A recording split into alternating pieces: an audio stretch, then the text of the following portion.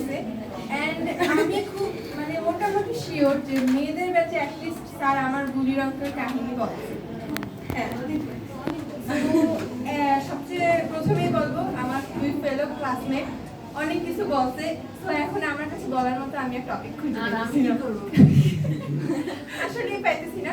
তো আমি শুধু আমার কথা বলি। আমি ক্লাস 9 যখন পড়তো, এখানে আমি ভর্তি হইনি, আমি অন্য জায়গায় পড়তে গেছি। সদরগাঁওয়ের টপ নচ স্টুডেন্টদের সাথে আমি পড়তে গেছি ওই স্যারের কাছে। এন্ড আমার রেজাল্ট আনতে গেছি এন্ড গেস হোয়াট, আমার ফিজিক্সে কত নাম্বার আসছে, রিটেনে 50 কত আসতে পারে, কতই বা কম আসতে পারে, 42 উল্টাই দাও, উল্টা 24। আমার 24 নাম্বার আসছে 50। এন্ড আমি ওই সময় নিজেও বিলিভ করতে পারিনি যে আমি 24 পাইছি, মানে আমি কিভাবে 24 পাইছি।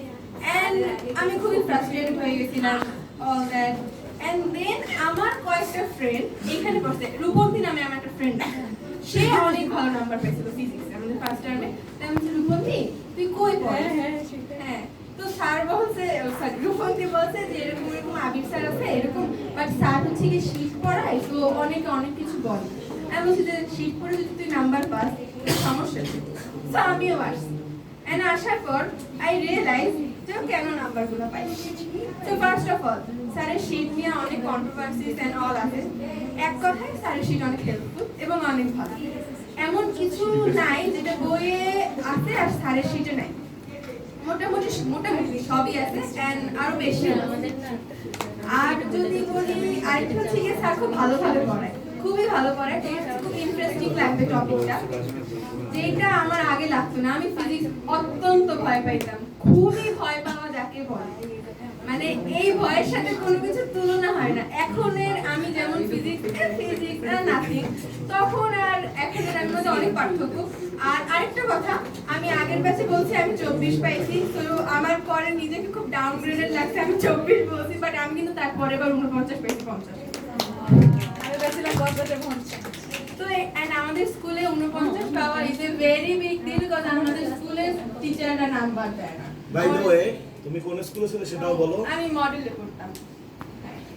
49 পাইছে, যেখানে মডেলের টিচাররা কিন্তু নাম্বার দিতে চায় না। মডেল কলেজ থাকাতে কিন্তু কলেজের অনেক কোশ্চেন ওইখানে দিয়ে দিত তারা, প্রায় ওদের এই প্রবলেম থাকতো। হ্যাঁ, তো ওইটা আমার জন্য একটা অনেক বড় ট্রানজিশন ছিল এন্ড আমার কনফিডেন্স পুরো বুস্ট। আমি উঠতে আসি, মানে আমার মতো খুশি দুনিয়ায় কেউ নাই।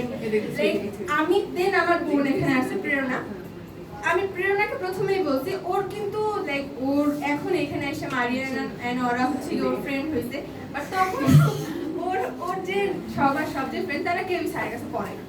তাই আমি বলছি যে তোর ফ্রেন্ড থাকুক না থাকুক যেই থাকুক তুই যা, তুই পরে পস্তাবি যে আমি কেন প্রথম দিয়ে যাইনি। এন্ড ইভেন আমি টিল নাও আমি এখনো পস্তাই, আমি যদি প্রথম 6 মাসে স্যারের কাছে পড়তাম আমার মনে হয় আমি আরো কয়েক নাম্বার বেশি পেতাম। আমি 49 যেতে আর কয় নাম্বার বেশি পাওয়া যায় আমি জানি না, 50 পাইতাম, এটা আমার মনে হয়।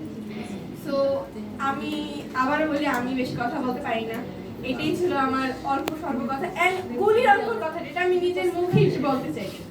তো আমার পরের দিন ফিজিক্স পরীক্ষা, আমি আগের দিন রাত্রিবেলা অঙ্ক করতে আসি অনেক কান্নাকাটি করতেছে না, আমার আব্বু আমার সাথে তুই কান্দস কেন। আমি আম্মু আমি তো পারি না, আমি ফেল করবো, আম্মু প্লিজ আমি ফেল করবো। আমি তো তুমি খালি পাস করে যাও, যেই আমি 8 র্যাঙ্ক করছি সেই আমার আম্মু আমার বলে তুমি খালি পাস করে যাও।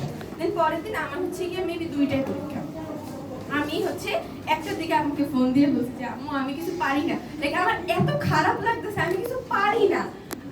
আমি যেটা বলতে আছি আমার একটা কাউকে বলা লাগবে, আমি কারে বলবো, পেন্নারে বলবো, একবার 6 কিছু বোঝে না। আমি আব্বুর আইএস তখন পরীক্ষার ডিউটি ছিল, তো আমি আম্মুকে ফোন দিয়েছি, বলছি আম্মু আমি কিছু পারি না, আমার কি হবে। এন্ড আম্মু বলে কাহিনী না, বাট আমি জানি আমি কম নাম্বার পাই আসার পর আমার কে বাসায় কে কি বলবে সবই জানি, এগুলো সব বৃথা শান্তি। পরীক্ষা দিতে গেছি এন্ড অবভিয়াসলি পরীক্ষা খুবই বাজে গেছে, এর রেজাল্টের সময় আমার অবস্থা আরো বেশি বাজে গেছে। আমি এত কান্না করছি যার কোনো লিমিটেশন নেই, আমি বহুত কান্না করছি। আমি মনে হয় এত মানে পরীক্ষার জন্য মানুষ এত কান্না এখন আমাদের কাছে ভালো লাগে, কি একটা পরীক্ষা তার জন্য এত কে কান্না, মানে আমি অনেক কান্না করছি। মানে আমি এখন বলতেও পারবো না। তো আমি চাই তোমরা কেউ আমার মতো না কান্দো, প্লিজ কান্না করো না, না পারলেও কান্না করো না। And আমি হচ্ছে গিয়া 200 ম্যাথ সলভ করছি, কিন্তু 200 দুইটা ম্যাথ আমি পারিনি। এটা সেই ছিল। Basically আমি পারি নাই।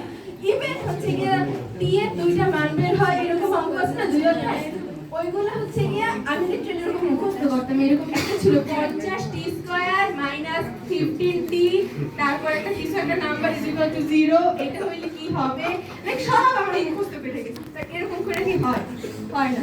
সো তোমরা এরকমও করো না, 200 ম্যাথ করার পুরো দরকার নেই। এন্ড পরীক্ষার হলে যদি ফার্স্টে দেখে মনে হয় যে আমি ম্যাথটা পারি না, মনে করবা যে তুমি পারো। এট দ্য এন্ড তুমি মিলাইতে পারবা। একবার কাটবা, দুইবার কাটবা, একবার ভুল হবে, দুইবার ভুল হবে, বাট এট দ্য এন্ড তুমি পারবা। তুমি এটা করছো এন্ড তোমার মাথায় যা আছে সেটা তুমি ঠিকমতো দিতে পারলেই হবে। পরীক্ষার সময় মাথাটা ঠান্ডা রাখবা, কনফিডেন্ট থাকবা, যেমনই হোক পারবা। আর যদি নাও পারো আমার মতো কান পারো, কিছু তো একটা হবে। এইটার পরে আরো একটা পরীক্ষা আছে, ওই সময় পারবো, ঠিক না? এন্ড আমার 13 তারিখ পরীক্ষা, আর আমার মানে রেজাল্ট। এন্ড আমার জন্য দোয়া করো যে তো আমার আবার সেকেন্ড টাইম নাম্বার হবে, লাইক আমি যাতে ভালো মতো ভালো একটা নাম্বার পাই। এই তো আমার জন্য দোয়া করো, আমিও তোমাদের জন্য দোয়া করি। Best of luck.